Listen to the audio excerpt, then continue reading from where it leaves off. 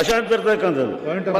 ಒಂದು ಸರ್ ಮನೆ ಅಧ್ಯಕ್ಷರೇ, Why are you still a small fish in a big pond? Listen, after 5 years in a large company, here's your reality. ಖಂಡಿತ ನಾನು ಒಪ್ತೀನಿ. ಒಬ್ಬ ಸದಸ್ಯನ ಮಾತು ಪರಮಾಧಿಕಾರ, ಅದರಲ್ಲಿ ಎರಡನೇ ಮಾತಿಲ್ಲ. ಆದರೆ ಈ ಬಿಲ್ ಬಗ್ಗೆ ಮಾತಾಡಬೇಕು. ವಿಶ್ಲೇಷಣೆ ಮಾಡ್ತೀನಿ ಅಂತ ಅಂದ್ಬಿಟ್ಟು ಗಂಟೆಗಟ್ಟಲಲ್ಲಿ ಬೇರೆ ಬೇರೆ ಎಲ್ಲಿಂದ ಎಲ್ಲಿಗೂ ಹೋಗೋದಲ್ಲ. ಈ ತಂದಿರೋದು ಏನದೆ, ಏನಾಗಬೇಕು ಅಂತ ಹೇಳ್ಬೇಕು, ಏನ್ ಸರಿ ಇಲ್ಲ ಅಂತ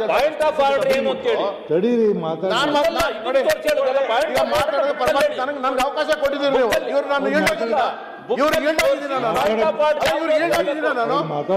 ನಾನು ಈಲ್ಡಾಗಿದ್ದೀನ. ಇವ್ರು ಯಾಕೆ ಎಂತ ಮಾತಾಡ್ತಾರೆ? ಮಾತಾಡಿ, ನಾನು ಕುತ್ಕೊತೀನಿ, ನೀವು ಮಾತಾಡಿ. ಅವಕಾಶ ನೀವು ಮಾತಾಡಿ ಸ್ವಾಮಿ. ಅವಕಾಶ ಕೊಟ್ಟರೆ ಮಾತಾಡಿ. ನಂದು ತಕರಾರಿಲ್ಲ ಮನೆ ಅಧ್ಯಕ್ಷರೇ.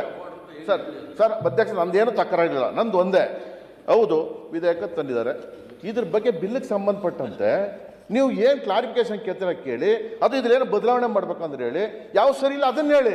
ಅದನ್ನ ಬಿಟ್ಬಿಟ್ಟು ವಿಶ್ಲೇಷಣೆ ಅಂದರೆ ಮಾನ್ಯ ಅಧ್ಯಕ್ಷರೇ, ಒಂದು ವರ್ಡ್ ಕೊಟ್ಟರೆ 10 ಪೇಜ್ ಬರೆಯೋಂಥ ತಾಕತ್ತು ಇಲ್ಲಿ ಎಲ್ಲರ ಸದಸ್ಯರಿಗೂ ಅದೇ. ಒಂದು ಪದಕ್ಕೆ 10 ಪೇಜ್ ಬರಿತೀವಿ ನಾವೇ ಅಲ್ವಾ?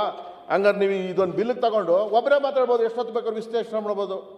ಆಮೇಲೆ ನೀವು ಅಲ್ಲಿ ಕುತ್ಕೊಂಡು ಏನು ಮಾಡೋಕ್ಕಾಗುತ್ತೆ ಪಾಪ?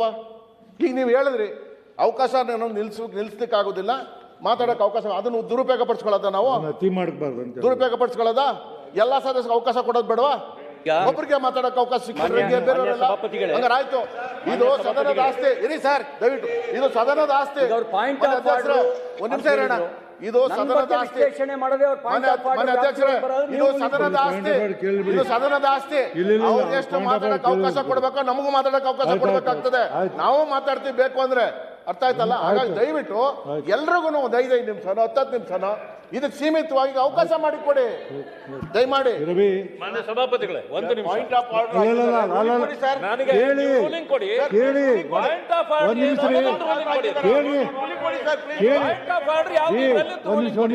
ಅವರು ಪಾಯಿಂಟ್ ಆಫ್ ಆರ್ಡರ್ ಕೇಳಿಲ್ಲ, ನಾ ಪಾಯಿಂಟ್ ಆಫ್ ಆರ್ಡರ್ ತಿಳ್ಕೊಂಡೆ. ಇಲ್ಲ, ಅವ್ರು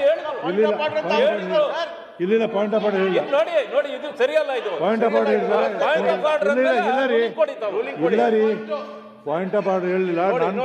ಮತ್ತೆ ಹೇಳ್ತಾ ಇದ್ದಾರೆ ಇದೇ ಪಾಯಿಂಟ್ ಇಲ್ಲ ಅಂತ ಹೇಳಿದ್ರು. ಪಾಯಿಂಟ್ ಆಫ್ ಆರ್ಡರ್ ಮಾಡಲಿಲ್ಲ ಅವರು. ಪಾಯಿಂಟ್ ಆಫ್ ಆರ್ಡರ್ ತಿಳ್ಕೊಂಡೆ, ಅವರು ಪಾಯಿಂಟ್ ಆಫ್ ಆರ್ಡರ್ ಅಂತ ಹೇಳಿದಾರೆ. ರವೀನ್ 5 ನಿಮಿಷ ಮುಗಿಸಿ.